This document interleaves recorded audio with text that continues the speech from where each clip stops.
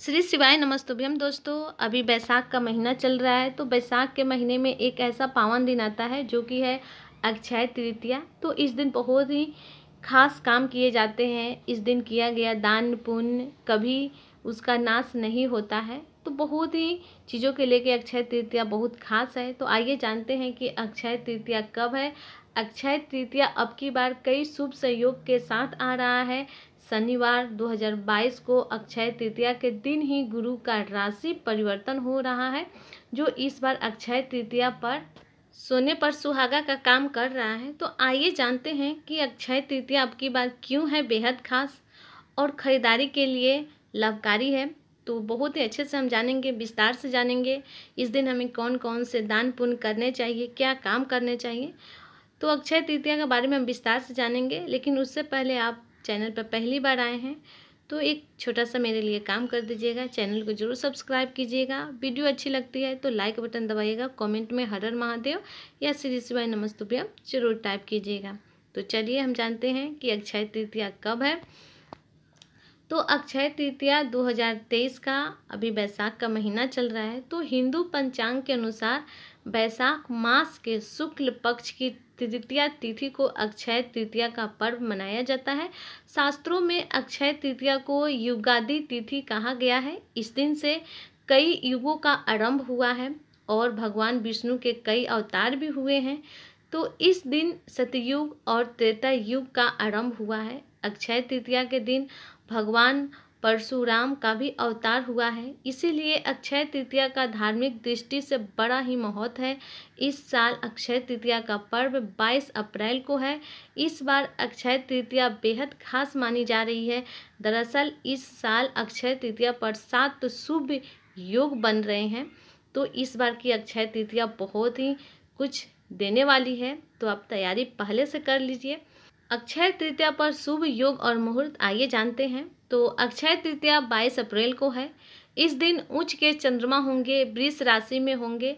साथ ही इस दिन आयुष्मान योग होगा, शुभ कृतिका नक्षत्र रहेगा और सर्वाधिक सिद्धि योग, रवि योग, अमृत सिद्धि योग और त्रिपुष्कर योग रहेगा।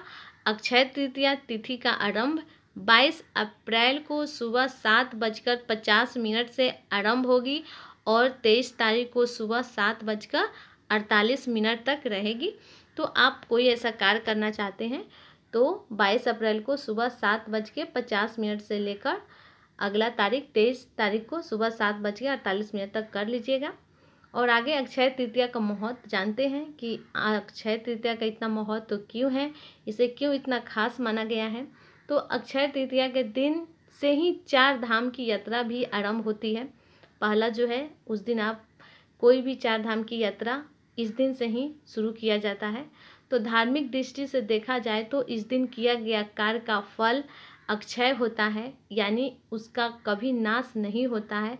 धार्मिक दृष्टि से देखें तो अक्षय तृतीया के दिन दान पुण्य के कार्य करने चाहिए। साथ ही इस दिन सोना खरीदना भी शुभ माना जाता है। तो इसलिए अक्षय तृतीया के दिन दान पुण्य किया जाता है, क्योंकि उस दिन किया गया दान पुण्य का जो फल मिलता है हमें, वो कभी भी नाश नहीं होता है, वो कभी भी मिटता नहीं है। उसका फल हमेशा अक्षय रहता है, यानी उसका क्षय कभी नहीं होता है। इसीलिए कहा जाता है कि इस दिन दान पुण्य करना चाहिए। तो आप भी अक्षय तृतीया के दिन दान पुण्य कर सकते हैं।